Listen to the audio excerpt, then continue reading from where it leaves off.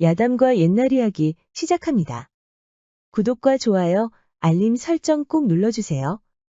옛날에 김진사라는 청렴한 남자가 있었습니다.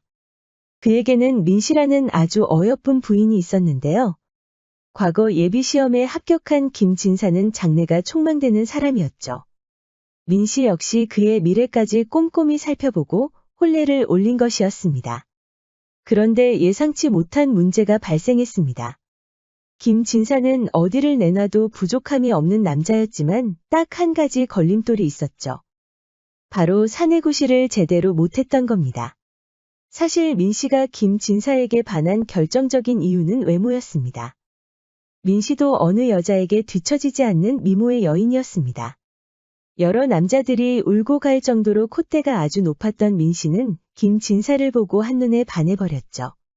김진사도 쉽게 마음을 주지 않는 남자였는데 민씨의 아름다움과 분위기에 취해 큰 고민 없이 만났던 것이죠. 처음에는 그저 김진사가 긴장을 많이 한 탓이라고 생각했습니다. 그때마다 민씨는 김진사를 이해해주고 넘어갔죠. 하지만 욕구 불만은 나날이 쌓여가면서 민씨도 조금씩 지쳐가고 있었습니다. 문제는 김진사가 전혀 눈치를 못 채고 있다는 겁니다. 한 번은 민씨가 잠자리 이후에 크게 짜증을 냈는데도 별 감흥이 없어 보였습니다. 사내구실도 제대로 못하면서 저렇게 눈치까지 없다니. 그렇다고 장래가 촉망받는 남자를 버릴 수도 없는 노릇이었습니다. 그러던 어느 날 근방 주점에서 점 꽤나 잘 보는 무당이 있다는 얘기를 들었습니다. 특히 남녀 관계가 서툰 부부들에 대해서 족집게처럼 잘 맞힌다는 겁니다. 얼마나 대단한 무당이길래. 민씨는 그동안 미신을 믿지도 않았고 오히려 천대했습니다. 지체 높은 집안 사람으로서 미신 같은 건 절대 믿을 게 못 된다는 것이죠. 그런 민씨가 무당을 찾아간다는 건 그만큼 절박하다는 뜻이었습니다. 민씨는 무당집 앞에서 크게 심호흡했습니다. 낯뜨거운 일을 당하더라도 꿋꿋이 버티겠다고 각오한 것입니다. 예전부터 무당들은 객인들을 함부로 대한다는 얘기를 들었던 겁니다. 그런데 이게 무슨 일입니까? 민씨는 그저 평범한 양민댁 부인처럼 행세를 하고 왔는데도 무당은 오히려 따뜻하게 대접해 주는 것입니다. 그동안 많이 힘드셨지요? 민씨는 기분이 묘했습니다. 무당은 겉으로만 보면 그저 평범한 아낙네로 보였습니다. 힘들었냐는 말 한마디에 울컥할 뻔했죠. 자네는 내가 누군지 아는가? 제가 어찌 부인을 알겠습니까? 그런데 보자마자 왜 힘들었냐는 말부터 하는가? 얼굴에 다 쓰여 있는데요. 민씨는 갑자기 무기력한 기분이 들어서 불쾌해졌습니다. 무당은 금방 눈치챘는지 걸걸하게 웃었습니다. 농입니다요. 바깥 어르신과 궁합이 잘 맞지 않으시지요? 그런 얘기는 나도 할 수 있을 것 같은데. 알겠습니다. 농은 여기까지 하죠. 이제 점괘를 보겠습니다. 민씨는 변장까지 하면서 온 것을 잠시 후회했지만 갑자기 엄숙해진 분위기에 잔뜩 긴장하고 말았습니다. 무당들이 구판을 벌이는 것은 어릴 적에도 본 적이 있지만 이 무당은 좀 달랐습니다. 마치 빙이라도 된 것처럼 표정이 무섭게 변하더니 아주 빠르게 중얼거리기 시작했습니다. 민씨는 두려웠지만 이것이 진짜 무당의 모습인가 하고 세심히 관찰했죠. 이상한 소리로 중얼거리던 무당이 갑자기 눈을 번쩍 뜨더니 종이 한 장을 태웠습니다. 숨도 못 쉬고 지켜보던 민씨는 뒤로 벌러덩 넘어져 버렸죠. 이제 보니 지체에 높으신 양반댁 마님이셨군요. 죽을 죄를 지었사옵니다. 민씨는 눈만 깜빡거리고 있다가 하찮은 듯 웃었습니다. 내가 누군지 알고 갑자기 양반댁 마님이라고 하는가? 아까와 너무 다른 게 아닌가? 죄송하옵니다. 아까는 이 미천한 놈이 마님을 몰라보고 농을 하였사옵니다. 용서하소서. 민씨는 제발 해답이 나오기를 마음속에서 빌면서 이를 꽉 물었습니다. 그래, 점괘가 어떻게 나왔는가? 장담하건대 제가 시키는 대로만 하신다면 꼭 좋은 일이 있으실 겁니다. 속궁합은 말할 것도 없겠지요? 말해 보거라. 여기서 멀지 않은 곳에 외길이 하나 보이실 겁니다. 그곳을 지나 선산에 다다르면 여기 적힌 글을 읽기만 하시면 됩니다. 거기에 뭐가 있는데? 무당은 아까와 다르게 사람 좋은 미소를 지었습니다. 우리 조상님들이 묻힌 곳이오니 마님의 소원을 들어주실 것이옵니다. 이 사람아, 조상님들이 묻힌 곳이라는 것을 내가 모르겠나? 여기 오기 전까지 뭐든 해봤단 말일세. 이미 예전에 선산에서 소원도 빌어봤네. 무당은 씩 웃더니 종이를 건넸습니다. 여기 적힌 대로 읽기만 하시면 됩니다. 민 씨는 한숨을 크게 한번 쉬더니 종이를 받았습니다. 도저히 알아들을 수 없는 글로 채워져 있어서 혹시 무당의 농가는 아닌가 의심했습니다. 걱정하지 마시옵소서. 이 미천한 놈이 어디를 떠나겠사옵니까? 언제든지 오시옵소서. 눈치는 참 빠르구나. 마님과 같은 분을 워낙 많이 뵌 이유도 있지만 무당짓 수십 년을 하면 사람 표정만 봐도 알 수 있지요. 민 씨는 그 길로 바로 선산을 향해 갔습니다. 무당이 말한 그곳에 도착한 민 씨는 시키는 대로 종이에 적힌 글을 읽었는데요. 막상 읽다 보니 민 씨 자신이 한심해 보였습니다. 대체 이게 무슨 농짓거리란 말인가? 내가 무당도 아니고. 민 씨는 그래도 알아들을 수 없는 단어를 천천히 읽었습니다. 혹시 행인이 보고 미친년이라고 하는 건 아닌지 걱정이 돼서 읽는 중간에 주변을 둘러봤습니다. 시키는 대로 모두 읽은 민 씨는 빠른 걸음으로 선산에서 내려왔는데요. 몸종과 마주치자 큰 잘못을 들킨 것처럼 숨을 삼키며 냉큼 집으로 들어갔죠. 그렇게 며칠이 지났습니다. 오랜만에 집을 찾아온 김진사가 헐레벌떡 뛰어온 겁니다. 부인 경사가 났소. 무슨 일이시옵니까, 나리? 내가 좌참찬이 됐소이다. 민 씨도 기뻐서 김진사와 끌어안고 덩실덩실 춤을 췄는데요. 며칠 동안 집안에 큰 복이 왔다면서 먼 친척 일가들까지 와서 축하를 해주었지요. 그리고 민 씨는 그날 밤을 기대했습니다. 모처럼 치장을 하고 김진사가 사랑채에 들어오기를 기다렸는데요. 김진사는 인사불성이 되도록 술에 취해 있었습니다. 그래도 김진사는 민 씨를 오랜만에 안아서인지 제대로 불을 질러보았습니다. 두 사람은 축시가 넘도록 밤을 보냈습니다. 부인 좌참찬이 되고 첫 하루가 밝았소이다. 다음 날 아침 김진사는 기쁜 얼굴을 하며 일어났지만 민 씨는 그럴 수가 없었습니다. 여전히 사내구실을 못했던 것이죠. 민 씨가 특히 기분 나빴던 것은 김진사 혼자 좋아서 온종일 해벌레 웃고 있었던 겁니다. 민 씨는 계속 불편한 얼굴을 하고 있는데도 좌참찬 노래만 불렀지요. 부인 좌참찬이 되고 첫 주만이구려. 부인 좌참찬이 되고 첫 석반을 위해 일찍 왔소이다. 부인 좌참찬이 되고 초이튿날이 밝았소이다. 민 씨는 불만이 많았지만 승승장구하는 가장을 나무랄 수는 없었습니다. 그렇게 며칠이 지나도 김진사가 달라지는 것이 없자 무당이 떠오를 수밖에 없었습니다. 민 씨는 당장 무당을 찾아갔지요. 마님, 참 오랜만에 뵙사옵니다. 자네는 내가 점괘를 보러 온 것으로 보이나? 무당은 민 씨 얼굴을 빤히 쳐다보더니 그 특유의 걸걸한 웃음소리를 냈습니다. 마님은 욕심도 많으시군요. 욕심이라고 하였는가? 그렇사옵니다. 지금쯤이면 나리가 벼슬 하나를 더 얻으셨을 텐데 더한 것을 원하시려고 오신 게 아니옵니까? 그 반댈세. 그럼 무슨 일로 오신 것이옵니까? 민 씨는 분한 마음을 가라앉히고 천천히 설명했습니다. 그래. 자네 말대로 나리께서 좌참찬이 되셨다고 어깨가 천상을 찌를 것만 같네. 나란 일을 하게 되셨다고 이제는 정승이라도 된 줄 아시네. 그럼 마님에게는 경사가 아니옵니까? 내 말을 끝까지 듣게. 죄송하옵니다, 마님. 민 씨는 누구라도 들을까 부끄러워 무당에게 가까이 접근했습니다. 내가 원하는 건 그런 게 아니지 않나.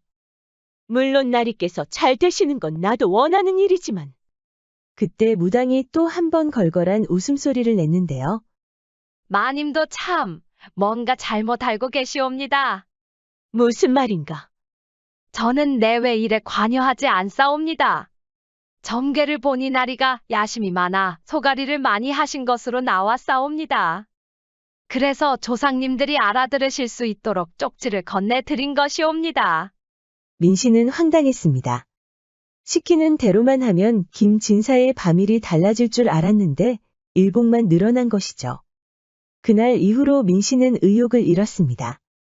가장이 잘 되는 것은 좋지만 욕구 불만이 계속 쌓여만 가고 있었죠. 그러던 어느 날 민 씨 집으로 덕세라는 새로운 머슴이 들어왔습니다. 쌀가마니를 들고 오는 덕세를 본 민 씨는 가슴이 떨려왔습니다. 덕세의 듬직한 가슴을 보면서 진짜 남자가 흘리는 땀이구나 하는 생각이 들었죠. 덕세가 들어오고 며칠이 지난 후에 술에 인사불성이 된 김진사가 들어왔습니다. 부인 좌참찬이 되고 처음으로 술에 취해보는구려. 그놈의 좌참찬 이제 그만하시는 게 어떻습니까? 민 씨는 보란듯이 화를 냈지만 김진사는 여전히 눈치 없이 좌참찬 노래를 불렀습니다. 나리, 좌참찬이 되신 것은 경아드릴 일이옵니다만 이제 그만하셔도 되지 않겠습니까? 왜 그러시오 부인? 무슨 안 좋은 일이라도 있어? 민 씨는 바로 당신이 밤일을 못해서 화가 난다라고 말하고 싶었지만 꾹 참았습니다. 좌참찬이 되신 게 벌써 얼마나 지났습니까? 글쎄 얼마나 지났소? 벌써 한 해가 지났습니다. 좌참찬이 됐다고 온 집안에서 축하한 일이 벌써 한 해가 지났단 말입니다. 아니 부인 왜 그리 화가 나셨소? 민 씨는 솔직하지 못한 자신에게 더 기가 막혔습니다. 그놈의 체면 때문에 욕구 불만이라고 말하지 못한 것입니다. 결국 민 씨는 김 진사와의 밤일을 포기하고 새로운 머슴 덕세에게 시선을 돌렸습니다. 덕세가 땀을 흘리며 장작을 패고 있는 어느 날, 민 씨는 조심스럽게 그를 따라갔죠. 민 씨는 나무를 모으고 있던 덕세 뒤에서 갑자기 나타날 생각이었습니다. 장난기가 생겨서 덕세의 겁먹은 얼굴을 보고 싶었던 겁니다. 그런데 이게 웬일입니까? 민 씨가 뒤에서 천천히 접근하고 있는데 갑자기 덕세가 뒤로 획 돌더니 마님인 줄 알았구먼요. 오히려 덕세가 덤벼들었던 겁니다. 그렇습니다.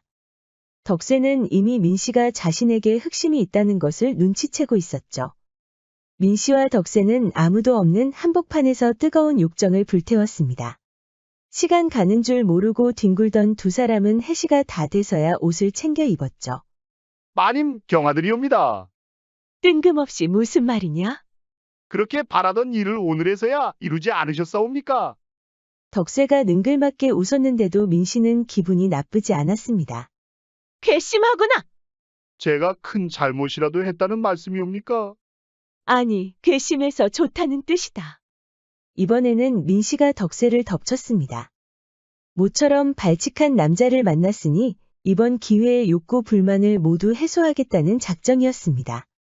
그렇게 민 씨와 덕세는 김 진사가 없는 날이면 몰래 잠자리를 했는데요.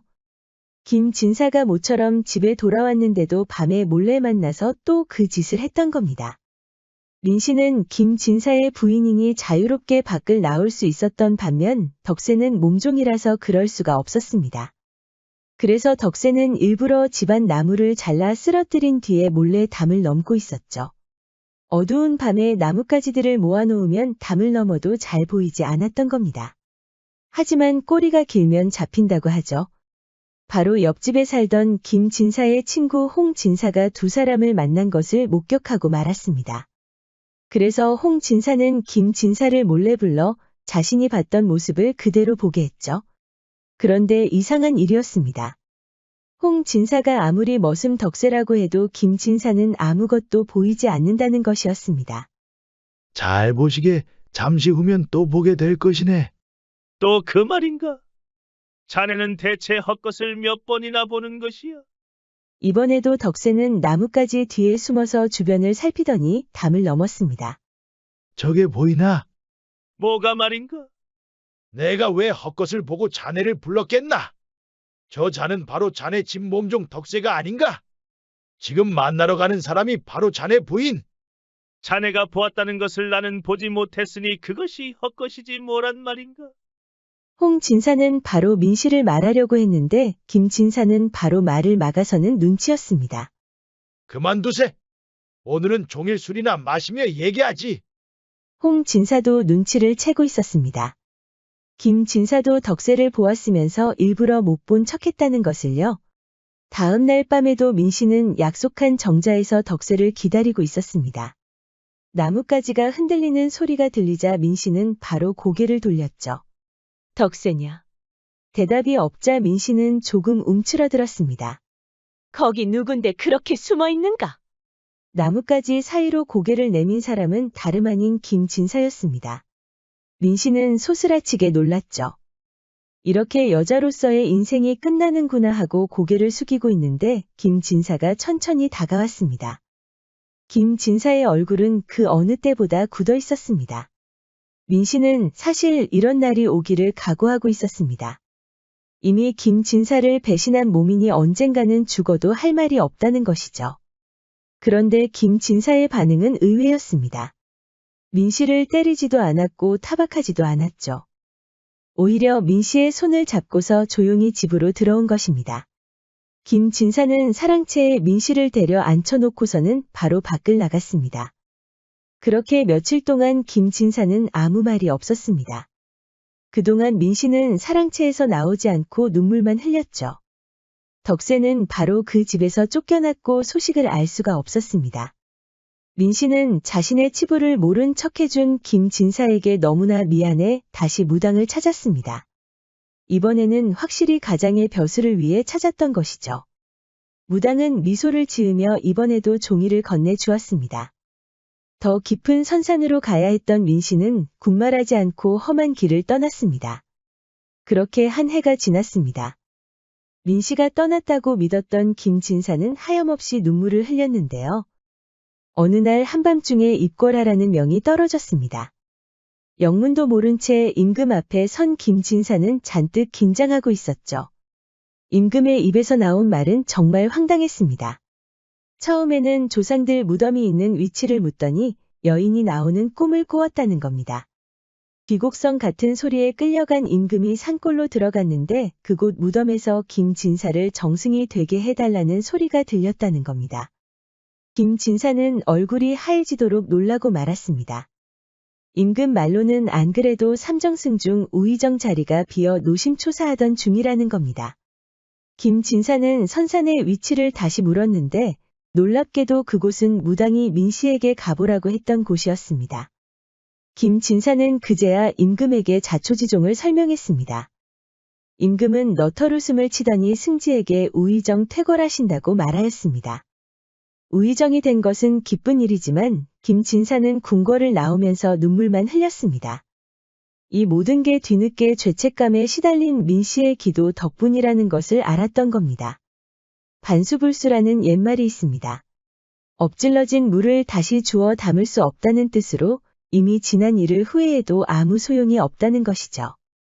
우리 영상을 시청하시는 여러분들도 주변 지인들이나 친구들, 특히 가족들에게 서운하게 한 점은 없는지 다시 한번 살펴보시어 좋은 일만 가득하시기를 기원합니다. 구독과 좋아요, 알림 설정 부탁드립니다. 앞으로도 재미있는 이야기가 많으니 다른 영상도 재미있게 봐주세요. 그럼 여러분 모두 오늘도 행복하고 즐거운 시간 보내세요.